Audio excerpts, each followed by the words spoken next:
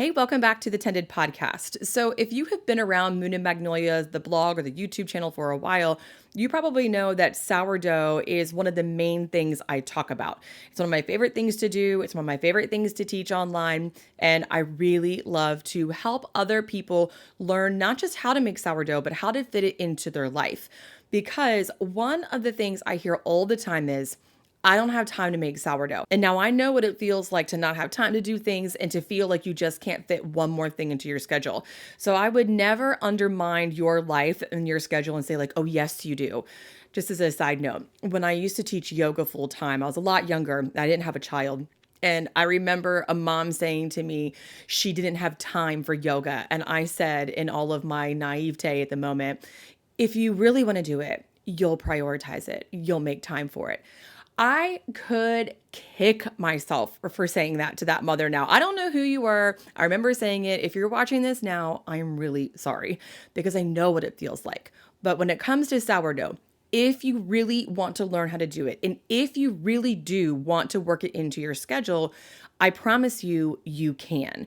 It just takes some tips and tricks to figure out how to make sourdough work for your schedule. This podcast episode, like all of the podcast episodes over the next few weeks as I launch this new project, is from a YouTube video I published about a year ago.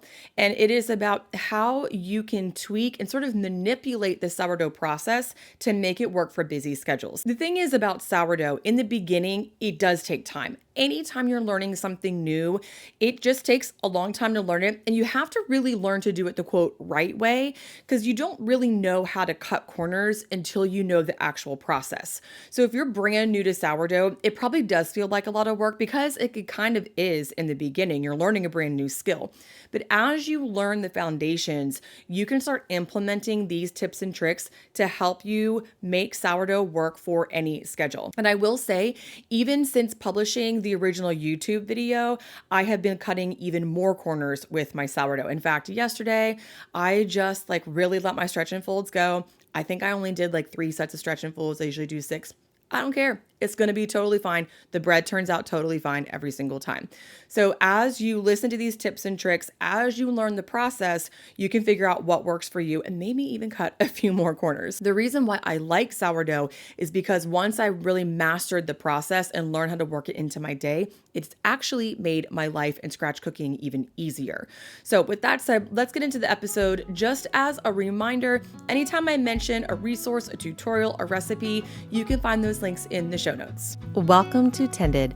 I'm Rebecca from the blog and YouTube channel Moon and Magnolia, where I share practical ways to reclaim simplicity in a modern home. On this podcast, I'm chatting about how we can tend our lives and homes so that we can reclaim simplicity and so that you can feel more confident, connected, and present in the daily grind.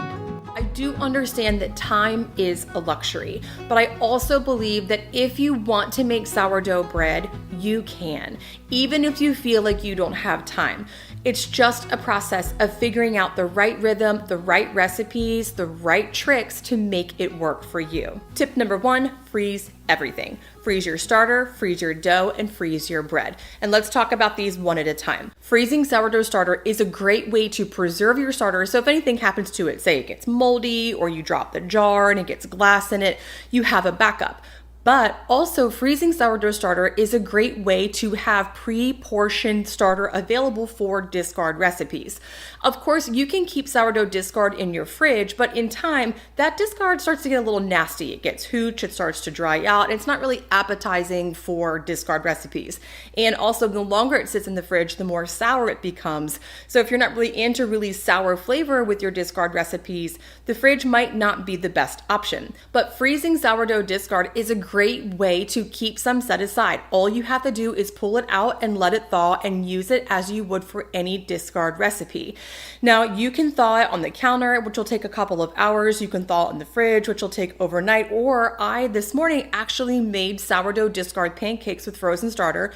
I popped it in the microwave for 20 seconds and I had starter ready to go. I have a full video tutorial on YouTube and a full tutorial on my blog for how to freeze sourdough starter, but in short, all you do is feed it, let it double and get bubbly and active, pre-portion it, freeze it, and you are on your way to having discard whenever you want it. Freezing sourdough discard is a great way to work discard recipes into a busy schedule, but what if you want to make bread? There are 2 hacks I like for baking sourdough bread when I'm feeling really busy. 1, I like to freeze the dough, or 2, I freeze the bread itself. Again, I have a full tutorial for freezing dough and freezing bread on my blog. I will link those in the description box below. But when it comes to freezing dough, what is nice about this is that you can have a freshly baked loaf of bread by simply pulling frozen dough out of the freezer, letting it do a second rise, and then baking it as you normally would. So one trick for this then, to save a lot of time, is the next time you're making bread, double, triple, even quadruple the batch of dough, freeze the extras, and then you have all that dough in the freezer that you can bake later whenever you want homemade bread. It's just as easy to make 4 batches of dough as it is to make 1 batch of dough if you're making it at the same time. So this is a really great way to batch prep your bread. Now, the one downfall to freezing dough is that once you are ready to bake, you will need to, 1, let it thaw, and then also you will need to let it do a second rise. So there is sort of a time constraint when it comes to actually baking the bread, but if that's not an issue for you, if making the dough is really what's slowing you down, but you can let the dough, say, thaw and rise while you're at work, then that's a great option, because when you come home, it's ready to go and you can pop it right in the oven and have fresh bread by dinner time. But another workaround for this is to also freeze bread. So in the same way that I mentioned making extras when it comes to dough, if you have the opportunity and the time, you can make a lot of extra bread and then freeze that baked bread. You can either freeze it in a whole loaf, or you can pre-slice it and freeze the slices. I really like to freeze pre-sliced bread because you don't even have to thaw it to turn it into toast. You can just put it right into a skillet with some butter, turn on the heat, and you have homemade fresh toast right away. So this is a really great option. And what's nice about this is you also don't have to worry about thawing, rising, and baking. The bread is ready to go for you. Number 2. Use your fridge. So I just posted a blog about keeping your dough in the fridge recently, so I will leave that in the description box below for you. But the fridge is really nice because if you have time to, say, make the dough, but you don't have time to bake that day, you can keep your dough in the fridge for about 3 days. So that stretches out the amount of time that you have to bake the bread. So it's not some routine that you have to squeeze into just a few hours or in one day. You can do it at your leisure over the course of 3 days. Now, if it's more than 3 days, I recommend using the freezer method, because the longer the dough sits in the fridge, 1, the more sour it will become, which may or may not be desirable for you, but also it is still very slowly fermenting in the fridge, and in time it can overproof while it's in the fridge. So that means the texture can change, and if it's more than 3 days, it might even start to get a little bit soupy and runny and not hold its shape anymore. So 3 days is the max that I would recommend keeping your dough in the fridge, but this is a really great option for busy bakers because it gives you 3 full days to figure out when to bake your bread. The other thing that I like about cold proofing for a few days in the fridge is, say you do want to bulk prep a bunch of baked bread and then keep it in the freezer, but you don't have time on just any given Wednesday to get it done. You can make extras, bake them as you can over the course of a couple days, slice them and freeze them. So you can combine the fridge and the freezer method to make it work for you. Bake at your leisure over the course of 3 days, and by the time you're done, you might have, say, 2, 3, 4, maybe even 5 loaves of bread that you can slice up and stick in the freezer and use later. I have a family of 3, so if I have 2 extra loaves of bread in the freezer, that's 2, maybe even 3 weeks worth of bread for us that I don't even have to worry about. So if I use the fridge and or the freezer method, I can get away with baking once a month. Number 3, make enriched sourdough breads. I know everyone loves a rustic, crusty bowl of sourdough, but enriched breads are easier to make. The difference between a regular no-knead sourdough bread and an enriched sourdough like sandwich bread is that rustic no-knead bread doesn't have any added ingredients, so it just has flour, water, salt, and starter. And enriched bread, on the other hand, has flour, water, salt, and starter, but it also has butter and eggs, sometimes sugar, and other ingredients. The reason why I recommend enriched doughs over a rustic no-knead bread if we're talking about baking for busy people is because enriched doughs have almost no hands-on time. A no-knead sourdough bread is no knead, but you do have to be available to do a full series of stretch and folds over the course of many hours. They're not hard to do and they only take a few seconds, but you have to be there to do them. An enriched bread, on the other hand, needs about 10 to 15 minutes in a stand mixer. You let it bulk ferment to 8 to 12 hours, then you shape it, do a second rise, and you're done. And you can even break that up with cold proofing in the fridge if you don't have time to finish up that process in one day. So even though it actually takes the same amount of time in terms of hours as a no-knead sourdough bread, you hardly have to do anything at all. While you're at work, running errands, taking the kids to school, whatever it is that you're doing, that enriched dough doesn't need you. All the kneading was already done in the stand mixer, and so it just has to bulk ferment for a while on its own. So this is a really great hands-off way to make sourdough bread. Number 4, make bread that doesn't require a ton of dividing and shaping. So sourdough burger buns, for example, they are really easy to make, and dividing the dough and shaping it is not difficult to do, but it is an extra step. So rather than having to shape the bread one time, if I'm making, say, 12 buns, now I have to shape 12 things, which I don't always have time for that. So the easiest way to do this, in my opinion, if you're feeling really busy, is to make something like an enriched sourdough sandwich bread, put it in a loaf pan, and be done with it. I have found that, like anything, when it comes to sourdough, making the right decision is what is the most helpful. Do I want to have a big batch of sourdough burger buns sometimes? Yes, I absolutely do, but it's not often the right decision for the moment because I don't really have the time. So the best decision, if I really want to have scratch-made sourdough for myself and for my family, is to find the simplest route to get there. And most often, that is making an enriched bread like sourdough sandwich bread that I can just shape and throw in a loaf pan and be on my way. Number 5, I'm pretty sure we're on number 5. Use a proofing box. I have talked about this a lot on YouTube, but a proofing box is a busy baker's best friend. So the Bruden Taylor proofing box is the one that I use, and what this does is it allows you to control the temperature and the conditions for your bulk fermentation. The warmer the temperatures, the faster your dough will ferment. The cooler the temperatures, the slower your dough will ferment. So if you need to speed the dough up, say that you know you need to have your bread bulk fermented, shaped, and in the fridge by the time you need to leave for soccer practice, you can turn the temperature up and it'll speed up the process.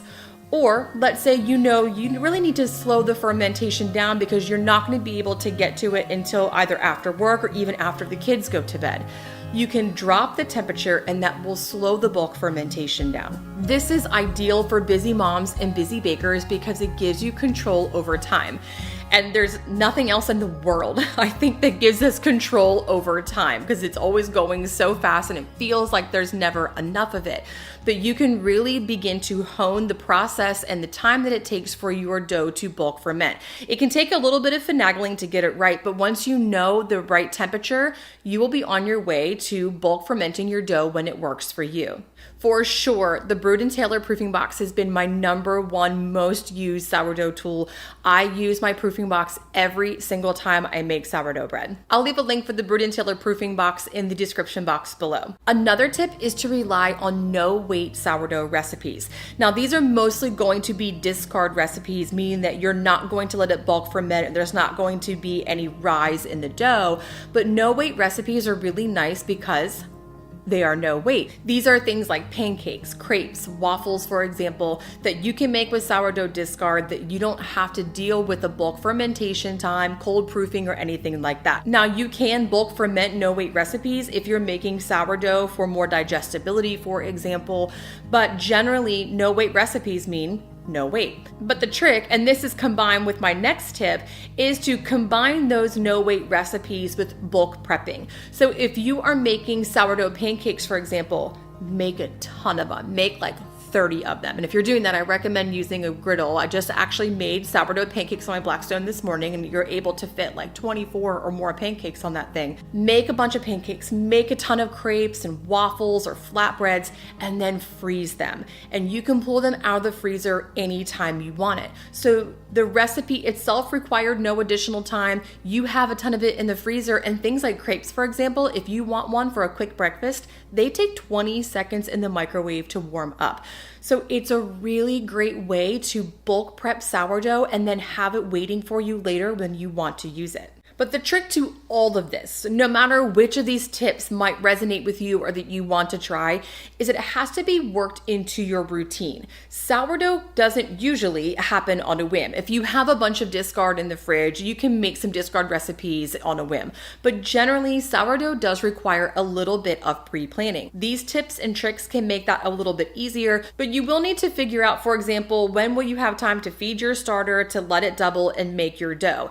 That can't just happen when you're, oh, I want to make sourdough bread right now. You will have to do those things a few hours or even a day in advance. So make sure you're planning ahead and you're working ahead of the game a little bit, so that way, when you want to make bread, you can actually fit it into your schedule. And along the way, hopefully these tips and tricks can help you work making scratch-made sourdough bread into your routine. Of course, everyone's schedules are different, so you will have to pick and choose what works for you. And a lot of these tips can be combined, which makes them pretty helpful. But it is important just to be aware of your schedule and what is reasonable, because making scratch-made food in sourdough should never be just one more thing to add to your plate that makes life complicated. If anything, it should be one thing you add to your plate that enriches your life. Okay, so that is it for this episode of Tended Podcast. If you want to get more recipes, tutorials, podcast episodes directly to your inbox, don't forget to sign up for the email list. I will leave a link for that in the show notes. And also, you can watch the original videos, way more sourdough tutorials, and get tons of recipes over on my YouTube channel. It's just at Moon and Magnolia, or you can also go to moonandmagnolia.com to get all of my recipes and resources there. All right, guys, I'll see you again next time.